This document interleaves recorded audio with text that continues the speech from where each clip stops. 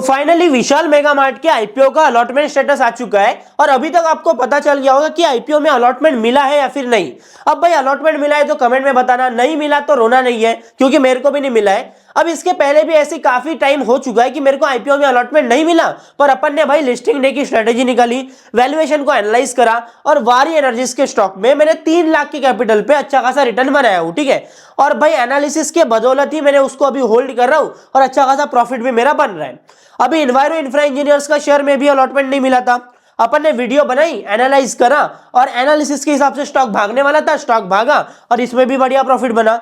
तो बात यह है कि भाई अपने को रोते नहीं बैठना है, अपने को सीखना है, एनालाइज करना है और क्या हम इसको बाद में इन्वेस्ट कर सकते हैं। और यहां पर एक और मामला आ जाता है, देखो लिस्टिंग गेन तो अपने को मिला, लिस्टिंग डे के दिन अपन ने प्रॉफिट बनाया, पर क्या वो शेयर वहीं पे होल्ड करेगा? अगर गिरते गया तो भाई तुम्हारी तो वाट लग जाएगी ना, जो भी प्रॉफिट बना वो घुस जाएगा। तो इसमें हमको एक स्ट्रेटेजी फॉलो करना पड़ता है प्रॉपर, वो हम समझेंगे। और इस स्ट्रेटेजी को निकालने के लिए हमको सबसे पहले कंपनी के फंडामेंटल, कंपनी का बिजनेस, कंपनी का grey market premium, estimated listing और इन सब के साथ में ही हमको वैल्यूएशन एनालिसिस भी करना पड़ेगा, ठीक है। तो अभी के टाइम पर इसका ग्रे मार्केट प्रीमियम क्या चल रहा है? 26% का, और एस्टिमेटेड लिस्टिंग दिखा रही है 98 रुपीज का, ठीक है। अभी मेरे को थोड़ी सर्दी है तो थोड़ा मैनेज करना, आवाज थोड़ा सही नहीं आ रहा होगा। तो अपन मान के चलते हैं कि ये 100 रुपए के भाव पर लिस्ट होगा, ताकि हमारे पास में कैलकुलेशन के लिए सभी चीज बढ़िया रहे। और ये भी हम मान के चलते हैं कि 100 को छोड़ो, सबसे बढ़िया हम ये समझते हैं कि ये 26% का चल रहा है ना। अब 85% QIB में सब्सक्रिप्शन बढ़ा, तो मैं मान के चलता हूं कि भाई यहां पर थोड़ा हमको बेनिफिट मिलेगा और 30% का हमको यहां पर लिस्टिंग गेन देखने को मिलेगा, ठीक है। अब हम आते हैं एक्चुअल कंपनी के बिजनेस के ऊपर, कंपनी का स्कोप क्या है और इसके ऊपर थ्रेट क्या है। देखो अब कंपनी के बिजनेस की बात करें ना, तो ये एक रिटेल स्टोर है, जिस तरीके से डीमार्ट है, ठीक है। अब ये डीमार्ट के हिसाब से इसका साइज थोड़ा छोटा होता है और ये रेंट पे होते हैं इसके स्टोर। अब ओवरऑल इंडिया में भाई इसके 650 के करीब स्टोर्स है। अब यहां पर बिकता क्या है? अब यहां पर FMCG गुड्स बिकते हैं, कपड़े बिकते हैं और लगभग जो जो चीजें हमको डीमार्ट में देखने को मिलती है वही सारी चीजें हमको यहां पर देखने को मिलती है। अब विशाल मेगा मार्ट है भाई डायरेक्ट कंपटीशन में डीमार्ट के। अब डीमार्ट का क्या हाल है वो भी हम देख लेते हैं। तो डीमार्ट के वैल्यूएशन के हिसाब से हमको इसका वैल्यूएशन पता करना पड़ेगा और उसके हिसाब से हम एस्टिमेशन लगाएंगे कि ये इन्वेस्टेबल है या नहीं, क्या ये लिस्टिंग के बाद में और भाग सकता है या फिर नहीं, ठीक है। ये अवेन्यू सुपरमार्ट का पिछले 5 साल का चार्ट है, आप यहां पर देख सकते हो। पिछले 5 साल का चार्ट मैंने ओपन कर दिया हूं। अब पिछले 5 साल में हमको देखने को क्या मिल रहा है? आज से 3 साल पहले तुम इस वाले जो टॉप है ना, इस पे यहां पर अगर तुम बाई करते अवेन्यू सुपरमार्ट का शेयर, डीमार्ट का शेयर, तो तुमको रिटर्न कितना मिलता? यहां पर देखो तुम्हारा शेयर अभी नीचे चल रहा है, ठीक है। रिटर्न तो नहीं मिलता, ऊपर यहां पर लॉस हो जाता और 3 साल की तुम्हारी अपॉर्चुनिटी कॉस्ट जाती, वो अलग है। अब स्टॉक की इतना गिरने का रीजन क्या था मैं आपको बताता हूं। सबसे पहले तो कंपनी को वैल्यूएशन मिलता है 100 के प्लस के प्राइस टू अर्निंग रेशियो का।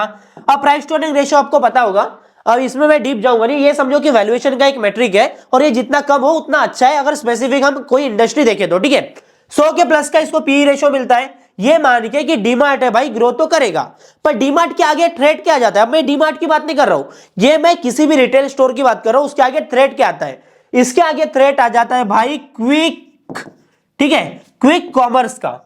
क्विक कॉमर्स क्या है? ब्लिंकिट है, ठीक है, जोमेटो का, स्विगी, इंस्टामार्ट है, जेप्टो है, ये है भाई क्विक कॉमर्स। अब ये करते क्या है? फोन उठाओ, दबाओ, ये चाहिए अपने को और वो सीधा घर पे लाके छोड़ देता है। लोग हो गए आलसी, उनको अभी स्टोर में जाना नहीं है, जिससे भाई एक्सपेक्टेड जो अर्निंग्स थी आगे फ्यूचर की वो कम होती हुई दिखाई दी है, ठीक है।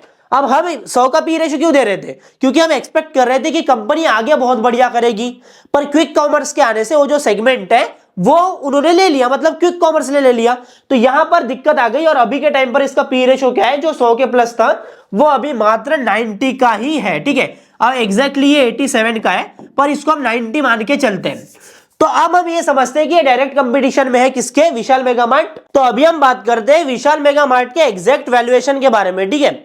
तो अभी के टाइम पर इसका मार्केट कैप है 35,000 करोड़ का, जो कि भाई डीमार्ट से काफी ज्यादा छोटा है और इसके पास में ग्रो करने के लिए एक अपॉर्चुनिटी है।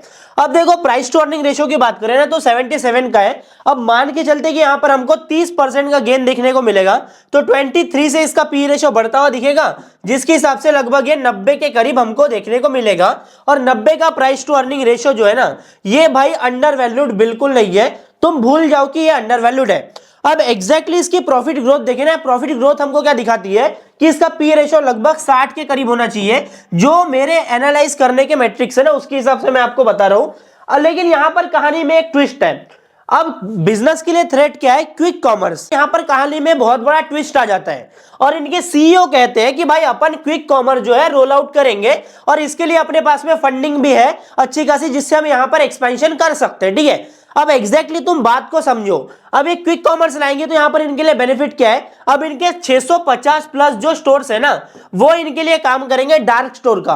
अब डार्क स्टोर क्या होता है? डार्क स्टोर ये होता है कि एक जगह पे जो भी माल है ना वो सारा स्टोर रहता है और डिलीवरी वाला आता है, वहां पर उठाता है माल को और ले जाता है और जहां पे मतलब जहां से ऑर्डर है ना वहां तक पहुंचा देता है। ठीक है, तो ये इसके पास में एडवांटेज है। इसके हिसाब से हम एग्जैक्टली 90 का जो प्राइस टू अर्निंग रेशियो है ना, जहां पर ये लिस्ट होगा उसको हम ओवर वैल्यूड नहीं मान सकते। पर अगर अभी हम वहां पर इन्वेस्ट करके चले कि अगर हम मान के चलते कि क्विक कॉमर्स से लाएंगे और इसमें हम इसके हिसाब से अगर मान के चले कि इसमें इन्वेस्ट करते हैं, ये भी समझदारी नहीं होगी, क्योंकि डिपेंड करेगा कि भाई ये किस तरीके से उसको एग्जीक्यूट कर पाते हैं। क्योंकि मार्केट में ऑलरेडी कंपटीशन है, ब्लिंकिट है, जेप्टो है और टाटा का भी एक ब्रांड है, साथ में स्विगी इंस्टामार्ट भी है। तो ये क्वेश्चन आ जाता है कि किस तरीके से इंप्लीमेंट कर पाएंगे और यहां पर सक्सेसफुल भी रह पाएंगे या नहीं। इसलिए भाई यहां पर हैवी बाइंग तो क्विक कॉमर्स के नाम पे नहीं कर सकते। कंक्लूजन पे हम आते हैं और सबसे पहले ये समझते हैं कि जिस तरीके से एनवायरो इंफ्रा इंजीनियर्स का शेयर भागा था, क्योंकि वो वेस्ट वाटर मैनेजमेंट में था जो कि एक ग्रोइंग इंडस्ट्री है, तो इसके कारण वो शेयर भागा और वैल्यूएशन वाइज भी सस्ता था। अब वारी एनर्जीज का भी क्या था? वारी एनर्जीज भी बढ़िया था, इंडस्ट्री भी बढ़िया थी, ग्रोइंग थी और साथ में वैल्यूएशन वाइज भी सस्ता था। ठीक है, ये दोनों हो गया। अब भाई ओला का तो मैं बोलता ही नहीं, ओला जब भाग रहा था मैंने तब भी बोला था कि ये फालतू है, ये गिरेगा और यहां पर तुमको दिक्कत आने वाली है, बिजनेस फंडामेंटली सही नहीं है। ठीक है, अब यहां पर हम कंक्लूजन लगाते हैं। अब जिनको अलॉटमेंट मिला है ना वो पहले इस बात को समझो।